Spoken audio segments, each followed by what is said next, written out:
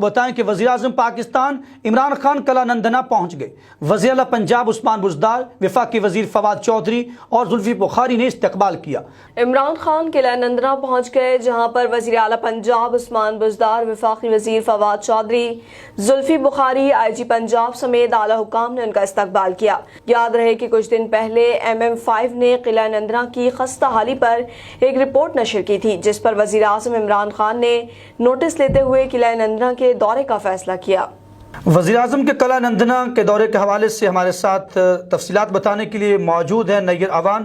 ان سے تفصیلات جو ہیں وہ جان لیتے ہیں کہ وزیراعظم کے آج کے دورہ کے حوالے سے کیا تفصیلات ہیں ان کے پاس۔ نیز آگاہ کیجیے گا۔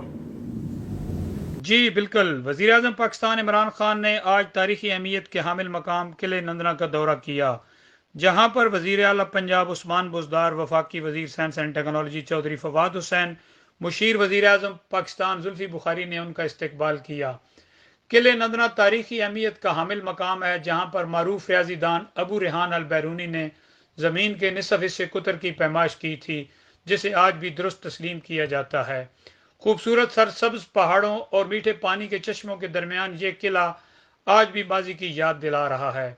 وزیر اعظم پاکستان عمران خان نے یہاں پر افتتاحی تقریب سے خطاب کرتے ہوئے کہا کہ کسی حکومت نے اس طرح کے تاریخی ورثوں کی طرف بحالی کی طرف کوئی توجہ نہیں دی۔ موجودہ حکومت کی اولین ترجیح ایسے مقامات کی نشاندہی اور یہاں پر بنیادی سہولتوں کی فراہمی ہے۔ وزیر اعظم پاکستان عمران خان نے تاریخی، سیاحتی اور عسکری اہمیت کے حامل ضلع جہلم کے ہزاروں ایکڑ رقبے کے 2 پہاڑوں ٹلہ جوگیاں اور سالٹ رینج کو نیشنل پارک کا درجہ دینے کا اعلان کیا۔ وزیر اعظم پاکستان نے یہاں پر زیتون کا پودا لگایا۔ ٹلہ جوگیاں کے فضائی دورے کے بعد وزیر اعظم پاکستان واپس اسلام آباد کی طرف روانہ ہو گئے۔ جی بہت شکریہ نیز عوان، آپ ہمیں تفصیلات سے آگاہ کر رہے تھے۔